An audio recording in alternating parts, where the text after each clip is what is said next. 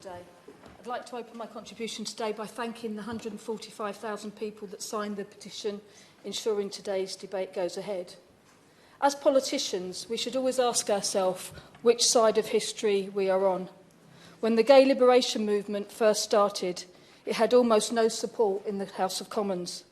When queer communities came under attack from homophobes and the police, it was left to us to defend ourselves.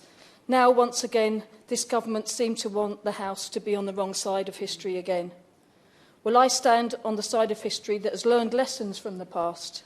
When queer communities came under attack from homophobes and the police, when AIDS arrived and its victims faced stigmatisation, I've seen these failures of government in protecting the LGBTQI+ communities firsthand, and I am steadfast in my belief that conversion therapy must be banned for all, including transgender people. Thank you. I thank my honourable friend for giving way. Caroline is a trans woman in her 70s. Recounting trans conversion therapy she underwent in her youth, she said, and I quote, "When I remembered it, I would physically shake. It made me hate myself. 40 years later, I still have flashbacks." Does my honourable friend agree with me that, firstly, these practices are abusive and must be banned, but secondly, that the government's refusal to ban them is part of a cruel, cowardly and cynical tactic to distract us from their failings, to stoke up division and to target one of society's most marginalised and disadvantaged groups? I thank my honourable friend, and I do agree with you. I agree that we need this ban to come in without delay, without loopholes and without exclusions. And I give way to my friend. I thank my friend for giving away. She's making an excellent speech, particularly the historical references, and those of us that were here during the grim days of Section 28 remember just how horrible it was and how brutal the media treated then LGBT communities. And this proposal to not include trans people in the conversion therapy ban is unbelievably wrong, divisive and very short-sighted. And I think we just need to be very clear that when this legislation comes along, I hope there will be a majority in this House that will actually say we need a total ban on conversion therapy, as the Scottish Human Rights Council and others have proposed in the earlier speech that was made. Now, does my friend agree with that? I thank my honourable friend, and I do agree with that. And interestingly, he makes reference to Section 28. I think the first march that I went on as an activist was in opposition to Section 28 many years ago. Too many that I wish to care to remember. I'll give way.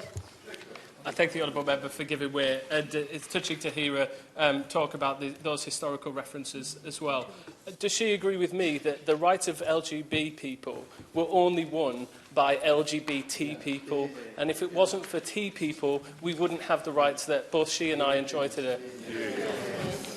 I thank the honourable gentleman, and I absolutely agree that there should be no division, as the honourable member for Darlington made reference to earlier.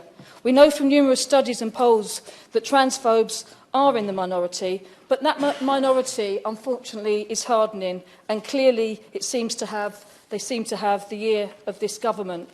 As casual prejudice fills the airways and column inches, the government's failure to deliver a ban on conversion therapy for trans people sends a terrible message. We know that conversion therapy causes serious mental health problems for those who undergo it. It has driven people to suicide, with trans people twice as likely to have been offered conversion therapy than those who are cis, gay or bi. The government seems to be excluding the very people who the ban would help the most. In Britain today, around half of trans people attempt suicide before the age of 26. Many face harassment, bullying and discrimination on a daily basis. But as my honourable friend mentioned earlier, trans people and their very existence is not up for debate. Under the Prime Minister, the strategy of this government is to harness prejudice and stoke a culture war, pitting communities like this against each other. The fact that the Tories are undermining trans rights is not surprising. If the party opposite had a party motto, it would probably be, "Never let basic humanity get in the way of a potential vote winner." If the legislation being proposed does not include trans people, then it does not go far enough. It is essential to close all loopholes in order to prevent the possibility of this abuse continuing. The government knows that conversion therapy is abuse. They've clearly acknowledged that, yet they seem willing to allow an entire community to continue to be subjected to it. History can and has judged how wrong some of our politicians have been in the past, and it will judge those who fail to protect our trans community now.